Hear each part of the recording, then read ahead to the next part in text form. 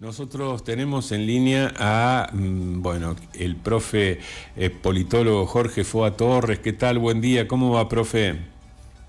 Hola, buen día, Sergio, equipo, audiencia. Un gusto, como siempre. Bueno, normalmente son los jueves. Ayer no hubo programa porque ayer fue el día de los trabajadores, el día del trabajador, de la trabajadora, y no queríamos dejarlo pasar sin reflexionar.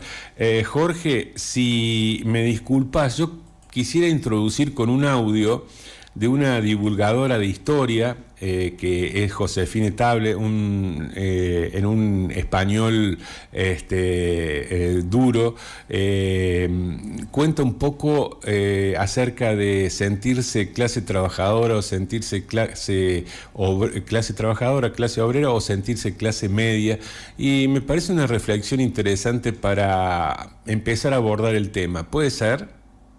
Perfecto, Eh, adelante. bueno, ahí va. Esta mujer dice más o menos lo siguiente. A ver, prestemos atención. Trabajadores sabían que lo eran, se organizaban, hacían huelgas, y hoy en cambio tenemos a gente que gana 1.200 euros al mes, vive de alquiler, no puede ahorrar, trabaja a turno y se considera clase media. Y es que en el país donde todo el mundo quiere parecer normal, ser de clase obrera suena a rancio. Eso era mi abuelo, que trabajaba en el campo, tenía 8 hijos, llevaba un SEA 127, pero yo soy otra cosa. Y es que la historia está escrita por quienes han dejado de hacerla. Según el Centro de Investigaciones Sociológicas, habiendo 22 millones de trabajadores en el Estado español, solo un 10% de la población se considera clase trabajadora. Ay, qué suerte que tenemos en este país de que no haya clase obrera. Pero claro, es que como ya no parece haber salido de una chimenea como los desollinadores Mary Poppins, pues era de clase media. Este fenómeno, que algunos denominan precariado, refleja esa desconexión entre la realidad económica y la autopercepción social. No hay lucha si no hay conciencia de clase, y ahora no la hay. Hay gente que madruga mucho, pero que vota como si tuviera una herencia en Suiza. Y claro, ¿dónde está la trampa? Pues en hacer creer que porque tengas 2 coches y te vayas una semana a salud, de repente estás convertido en clase media. Pero sorpresa, es que puedes ser de clase trabajadora aunque tengas un máster en relaciones internacionales y una suscripción de Netflix, porque el problema no es tu nivel cultural o tus gustos refinados, sino tu relación con los medios de producción.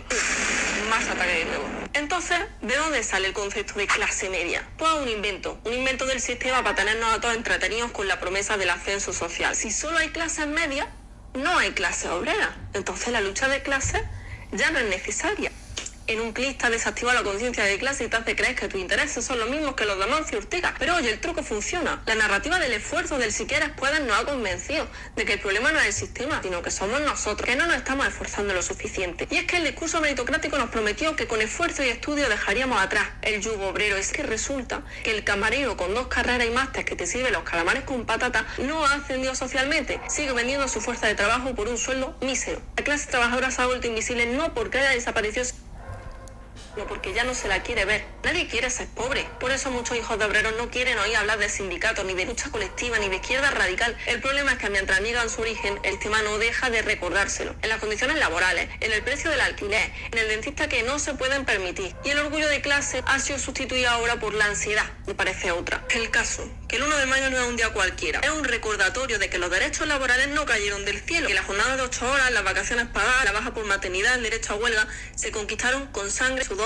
y represión. Así que sí, puedes tener título, vacaciones, comprarte un coche a plazo y seguir siendo de clase trabajadora, porque lo que te define no es lo que tienes, sino lo que puedes perder. Así que este 1 de mayo no celebra el puente, celebra la dignidad del trabajo. Recuerda de dónde viene, y si no sabes a qué clase perteneces, pregúntate una sola cosa: ¿podrías dejar de trabajar mañana sin que se derrumbe tu vida? ¿Podrías seguir estudiando si no te viniera la beca? Si la respuesta es no, bienvenido, bienvenida, eres de clase trabajadora. Y eso, lejos de ser una vergüenza, es el primer paso para cambiarlo todo. Bueno, ¿escuchó, Jorge? Sí, sí. Sí, súper interesante y la divulgadora muy precisa con muchas cosas. Y al mismo tiempo uno, a partir de los análisis que venimos haciendo, Sergio, en la columna, surgen muchas preguntas, ¿no? Porque efectivamente hay una interpelación de esta divulgadora, como se dice ahora, productora de contenido. En realidad lo que está haciendo ella también es un trabajo, Uh-huh. ¿no? Con este video. Es más, este video se está difundiendo por los canales, en las redes sociales, ¿verdad? Uh-huh. Sí, señor. Es muy probable que siendo una divulgadora con muchos seguidores, tenga la cuenta, como se dice ahora, monetizada, ¿no? Simplemente monetizada es que sirve, que recibe algún tipo de retribución por el trabajo que lleva adelante. Y esa retribución la recibe por parte directa de esa red social. Entonces, ahí surgen muchas preguntas, porque ella, claro, hace una interpelación a cómo tener conciencia de clase, y uno puede pensar en todas las cosas que están cambiando y que hacen cada vez más difícil esa conciencia de clase, ¿no? Que efectivamente hay una dificultad en la construcción de la identidad de esos trabajadores y en la identidad de uno como clase obrera, o uno podría decir también como proletario. Pero bueno, la idea de la columna es ver esas cuestiones estructurales que condicionan esto, ¿no? A mí, yo cuando escuchaba el audio, Sergio, se me venía a la cabeza una frase de Lacan de hace muchas décadas ya, que decía: hoy todos somos proletarios. O sea, no es que hay una clase, sino que todos somos, ¿no? Y ese hoy todos somos proletarios también es porque es cada vez más difícil la construcción del lazo social. Entonces, y el trabajo ha sido una forma de lazo social. El trabajo asalariado, el trabajo tradicional, el de las fábricas, el de las instituciones en donde era común trabajo. Y es muy difícil trabajar para una red social. Es otra cosa, ¿no? Es otro tipo de vínculo. Ahora, yo te hago una consulta, Sergio. Cuando uno escrolea, digamos, cuando uno está dentro de una red social, ¿qué estaría haciendo ahí? En el caso, depende, ¿no? Pero en el caso... Cualquier persona. Bueno, yo buscando, por ejemplo, info para enriquecer el programa y encontrando a esta mujer que tiene un pensamiento que me parece interesante compartir con los oyentes y con los columnistas para eso, para analizar. Es parte de mi laburo, digamos, tratar de... Exacto. Estás trabajando. Sí, en mi caso, ¿no? Ahora, No, yo sé. por ahí un niño, qué sé yo, que tiene 10 años, o una persona más grande, que también está scrolleando y por ahí no está buscando algo para el trabajo, está divirtiéndose. Uh-huh. Bueno, a este video lo pasa por alto desde ya. Bueno, también está trabajando esta persona. Uh-huh. Y eso es lo que nos introduce este otro sistema del que venimos hablando, que ya no es el capitalismo tal cual lo conocimos, que venimos buscando nombres por ahí de la mano de Varoufakis, esto del tecnofeudalismo. Yo creo que es algo que arrima un poco más una explicación como para ir entendiendo efectivamente de qué se trata. Hay una serie que les recomiendo, un documental en Netflix muy interesante que se llama El dilema de las redes sociales. Ajá, sí, sí. Que problematiza esta cuestión de una manera interesante, porque si efectivamente el sistema va hacia el tecnofeudalismo, o ya está instaurado ese tecnofeudalismo, indudablemente que la relación laboral y la producción va a ser de una manera diferente. Tendremos que empezar a buscar herramientas, si es algo vinculado al vasallaje, si es algo vinculado a la servidumbre, a formas, ¿no?, del feudalismo, pero ya llevado a este tecnofeudalismo, ¿no? Incluso otra serie uno podría pensar también, y que cuando uno consume en Netflix, uno podría decir, bueno, también está trabajando para Netflix, ¿no? El juego del calamar. El juego del calamar del que hemos hablado ya en la columna, también plantea algo muy interesante, ¿no? Un grupo de ultra mega millonarios son los que de una manera sádica observan la disputa por la vida de las personas, ¿no? Se divierten En con realidad, eso, se divierten con el sufrimiento, con la desesperación de los demás.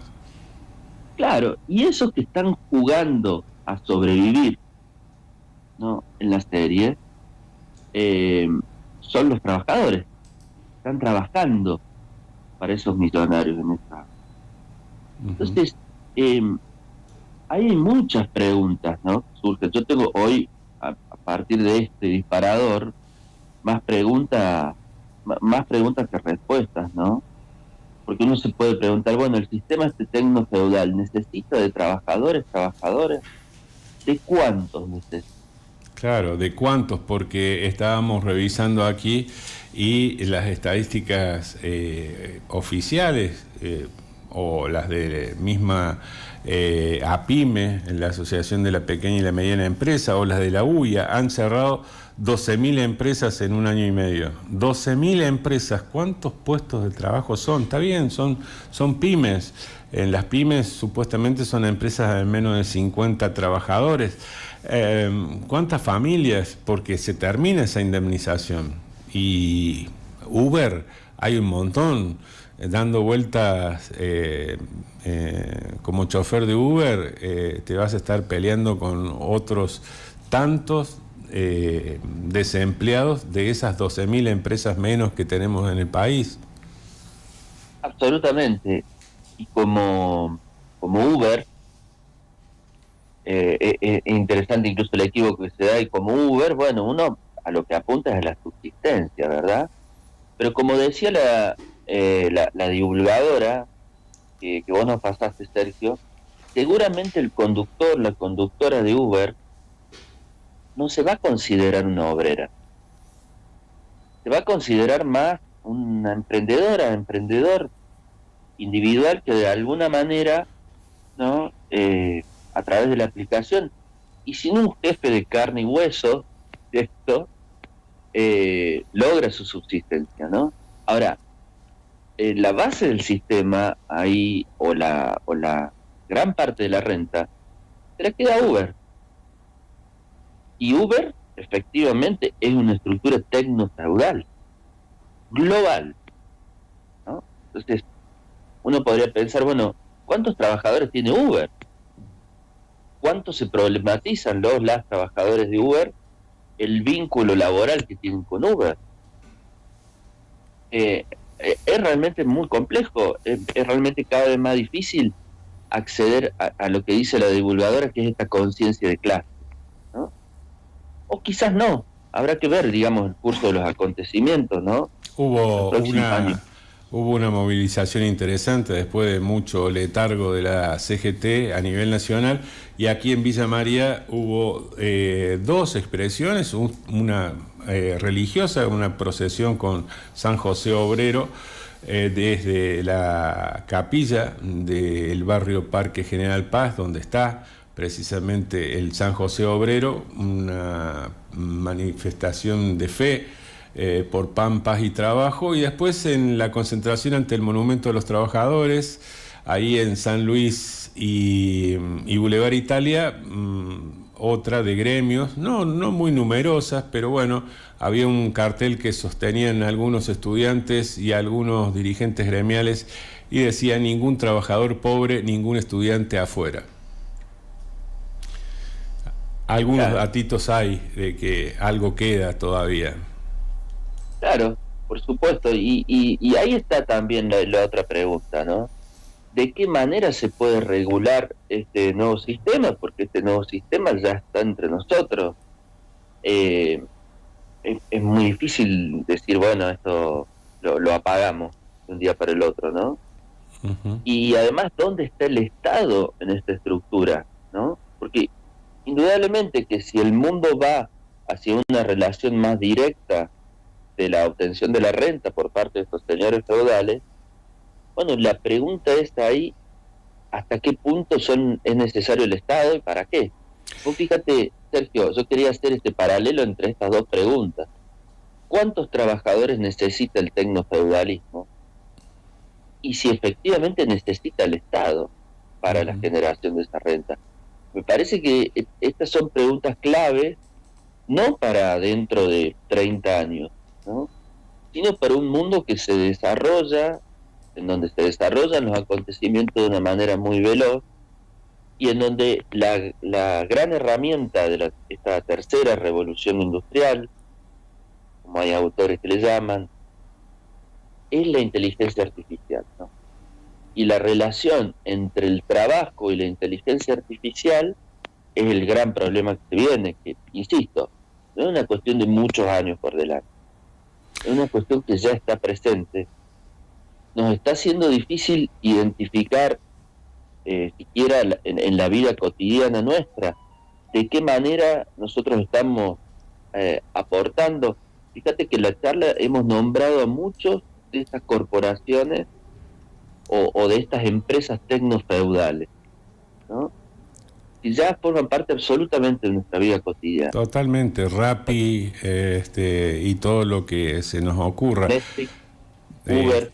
Uber y bueno, cuando hablamos de grandes señores feudales, no podemos dejar de referirnos a Elon Musk y a Zuckerberg, etcétera, etcétera, etcétera. Hay acá otra... Galperín, sí, Mercado Libre, por supuesto. Además, él sí necesita, parece que sí necesita de los subsidios del Estado, Galperín. Galperín necesita subsidios del Estado y no los laburantes en el transporte. Dios mío. Acá Gustavo Ferradas nos recomienda otra serie de Netflix que es Recursos Inhumanos, se llama Recursos Inhumanos, la serie protagonizada por un exfutbolista, Eric Cantona, que refleja las dificultades del desempleo, vestido con casi con un mameluco, con ropa de obrero, se presenta así el film. Recursos Inhumanos, para verla en Netflix también, profe. Sí, esa también está muy buena. Y bueno, y ahí esto es interesante, ¿no? Bueno, ¿de qué manera se va a ordenar la conflictividad social o se va a desordenar?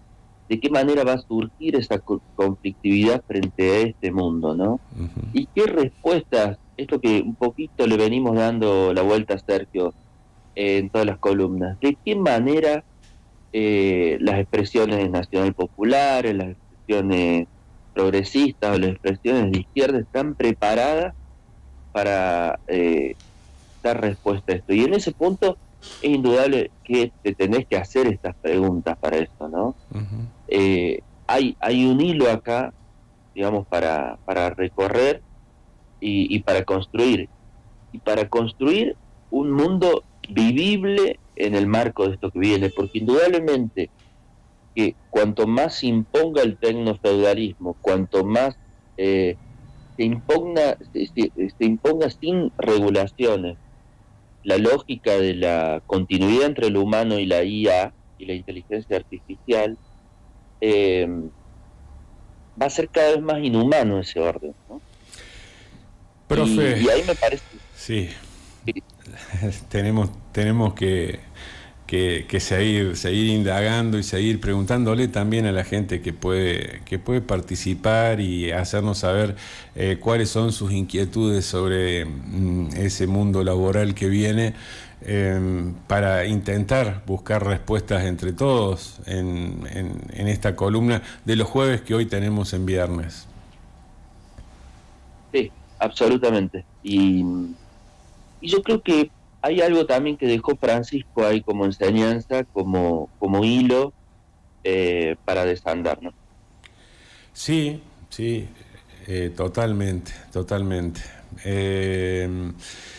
Gracias, como siempre, buen fin de semana y en unos días nos estamos reencontrando aquí en la radio del centro del país, ¿le parece?